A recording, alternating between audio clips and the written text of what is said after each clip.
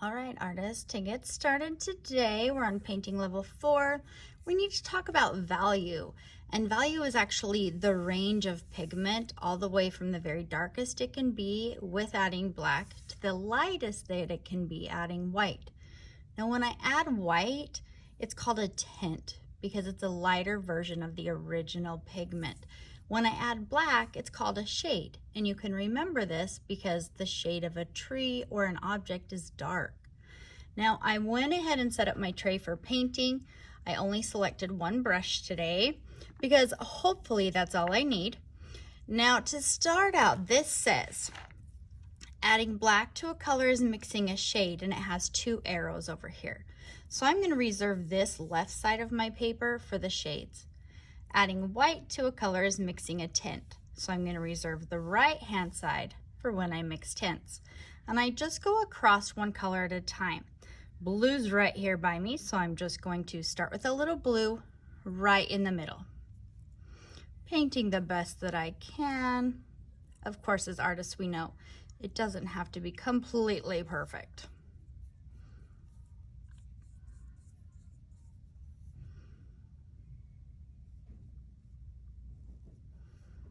All right, once I get my base color settled in, I actually want to put a little scoop of blue in my paint tray.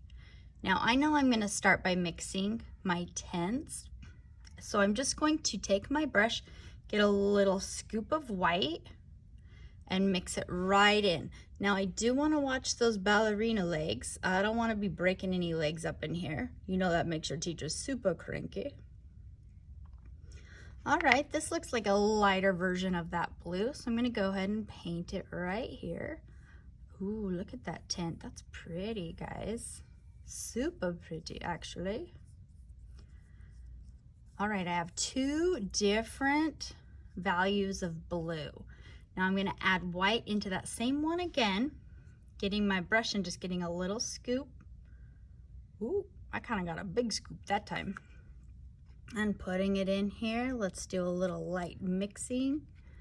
Now you see I had some dark over here that I hadn't stirred in the first time. So if I need to grab one more scoop of white, that's okay. Uh-oh, I got some in the white that time. I'll have to clean that out. All right, once I think I have a lighter value of blue, again, I'm going to go ahead and just paint that on my picture.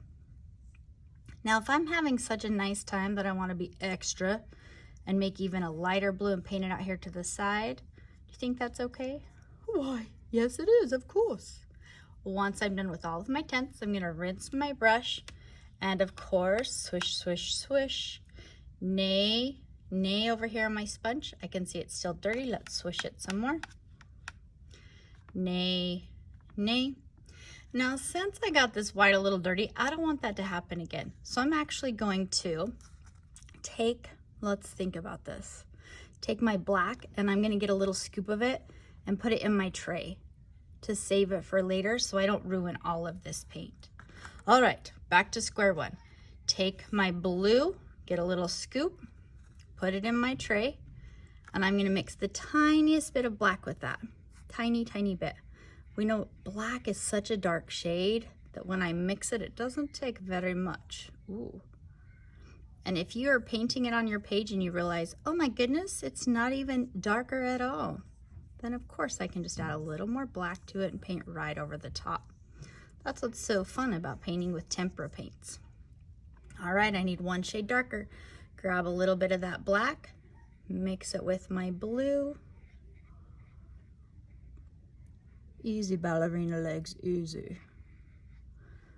And then paint it on my last section. Ooh.